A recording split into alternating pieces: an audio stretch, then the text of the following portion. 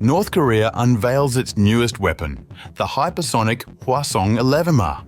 Maneuverable, Mach 5+, capable of evading missile defenses, and potentially nuclear. Kim Jong Un warned South Korea and the US, no territory is truly safe.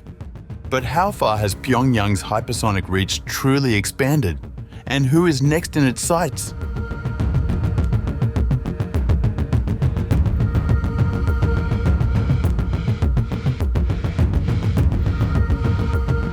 North Korea unveiled what it says is a new hypersonic missile dubbed Hwasong-11Ma, designed to be fired from a 10-wheeled transporter erector launcher that can carry two of the weapons at once. The Korean Central News Agency reported the Defense Development 2025 kicked off in Pyongyang on October 4th.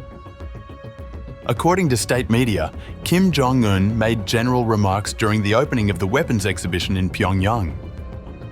As the U.S. military buildup in the South Korean region intensifies, our strategic interest in the area has also increased. Therefore, we have allocated our special assets to key targets of interest accordingly. Can the South Korean territory ever be considered a safe place? That is for them to judge. On October 5th, North Korea launched its annual defense exhibition for the third consecutive year, with leader Kim Jong Un describing it as the results of the country's projects to modernize and advance its military capabilities. In a speech at the event, Kim also accused South Korea and the United States of staging various drills based on a nuclear operation scenario and of expanding defense assets in South Korea and the broader region. We are closely watching the U.S.'s deployment of its means of strategic strike and reconnaissance, and the mobilization for hostile acts in connection with a new possible threat to our state's security.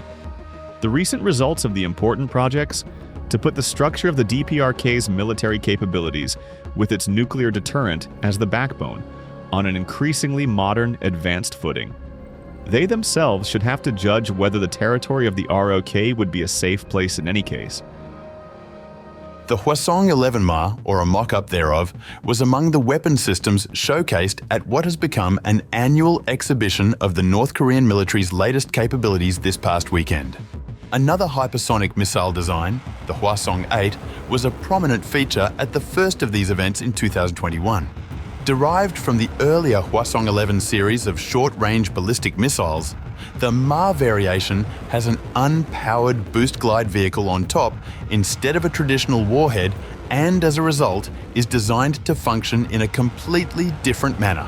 Details about the Hwasong-11Ma, also referred to as the Hwasong-11E, are still limited.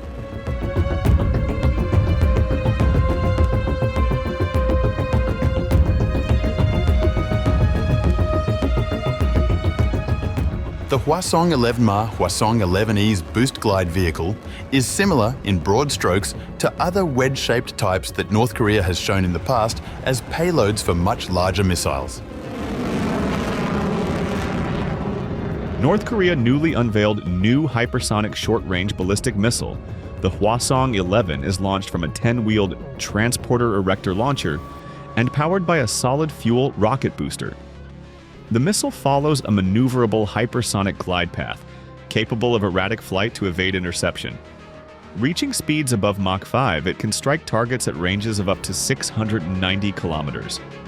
The Hwasong-11 is also believed to be equipped with potential nuclear warhead capability, underscoring Pyongyang's growing focus on hypersonic strike technologies. Viable wedge-shaped boost glide vehicles have historically been extremely difficult to design and then bring to an operational state.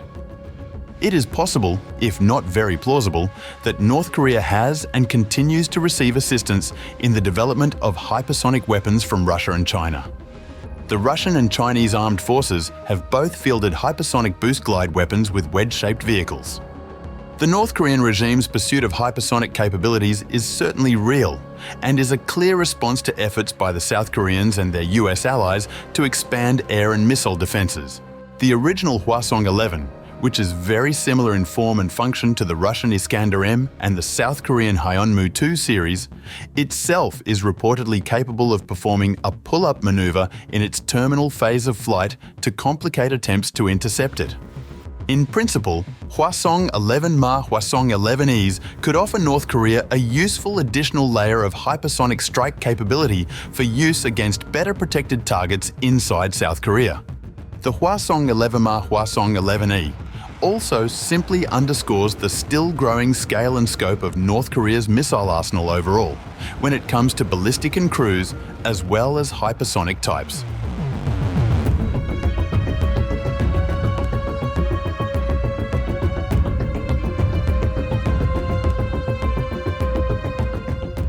The original Hwasong-11, also known as the KN-23 in the West, first shown publicly back in 2018, it is now a combat-proven weapon as well. Russia has been employing them against targets in Ukraine since December 2023. Several other Hwasong-11 variations have already emerged in recent years.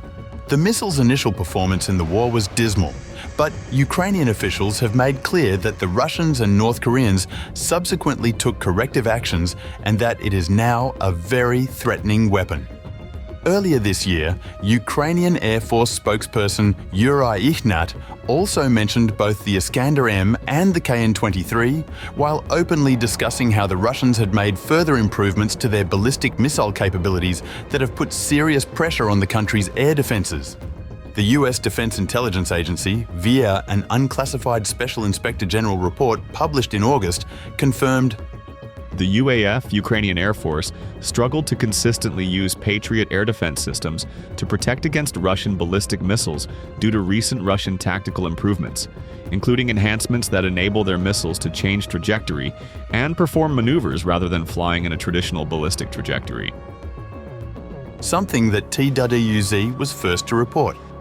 The Special Inspector General's report does not name the ballistic missiles that have proven challenging, but the Iskander-M and the KN-23 are understood to be, by far, the types Russia most commonly employs in strikes on Ukraine.